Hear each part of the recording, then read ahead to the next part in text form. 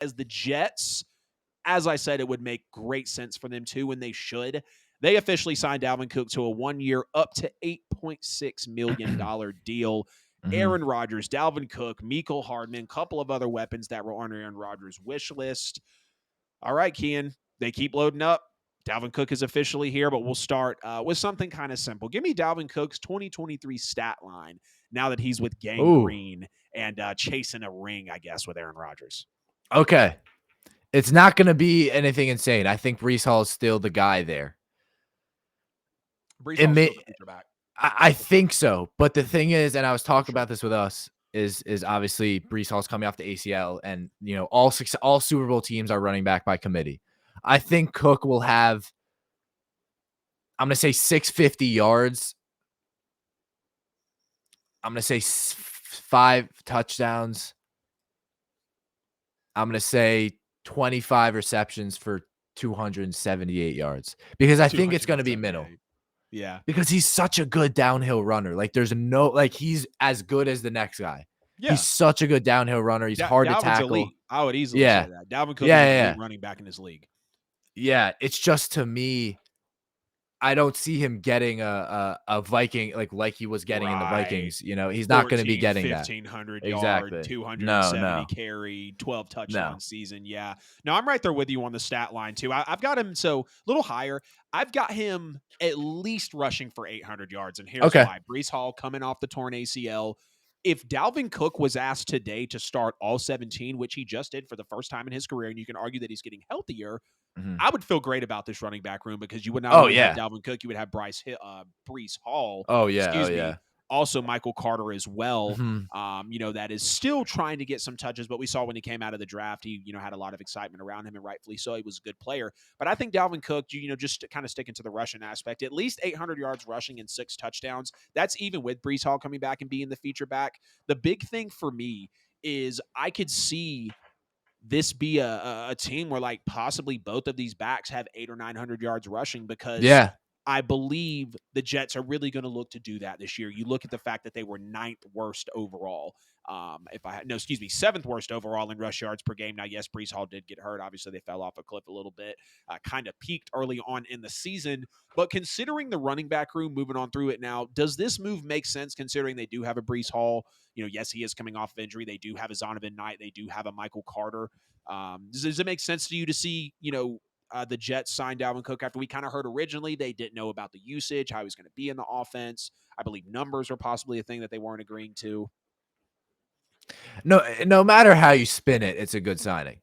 It's, and again, I was talking this with obviously the people that I do shows with, and I was like, and like I just mentioned, it's running back by committees. Like, that's really, in this league, is kind of what wins you Super Bowls. Yeah.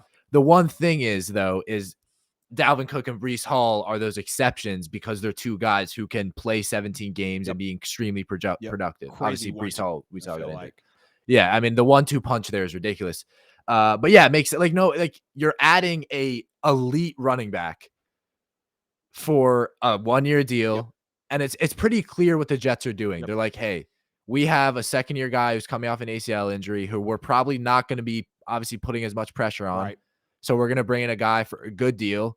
We have a new quarterback, and we're going to be able to give the ball, because they obviously want to protect Rodgers. They're obviously going to be handing the ball off a lot now. So, again, like I said, no matter which way you spin it, it's a good signing. It improves the team. And in every single sport, it's becoming more and more, the championship teams aren't teams that strengthen positions of weakness, but teams that strengthen positions of strength. Yep. And it's that, I feel like, is what the Jets are doing, and it makes sense. And I wouldn't even say now it's technically a position of strength, just because you have a guy coming off an ACL injury. So it makes a world of sense to me. Yeah, 100%. I mean, you said it very well. No matter which way you look at it, whichever way the cookie crumbles, however you want to cut the steak, whatever the case is, it's a good signing. It's a great signing, because it's an elite running back going next to a back that a lot of people probably thought was going to be elite by the time the season ended. Yes, even as a rookie, because we saw the hype around Breece Hall. We saw him coming out of the draft. We saw how the Jets were going to use him, and his rookie campaign was great, unfortunately, until it was cut short.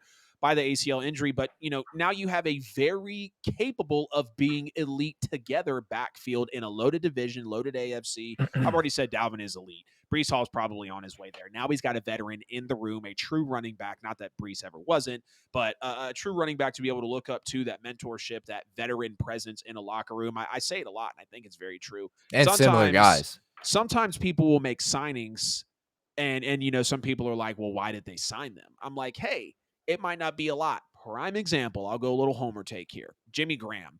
We're not expecting Jimmy Graham to probably even have 400 or 500 yards receiving this year, but he'll be a red zone target, and he'll mentor Juwan Johnson, who is definitely next in line for the tight end position. So it's just kind of signings like that, kind of like when J.J. Watt went to the Cardinals. At first, I didn't understand it, but then you're like, okay, a young Kyler Murray, a young Budda Baker. Yeah, those, might be kind of different sides of the ball there, but veteran leadership definitely matters. I think that's another thing that the Jets kind of wanted to see here is like, let's get more older faces on this team. Aaron Rodgers, clearly the oldest player. Dalvin Cook might be the second oldest player now.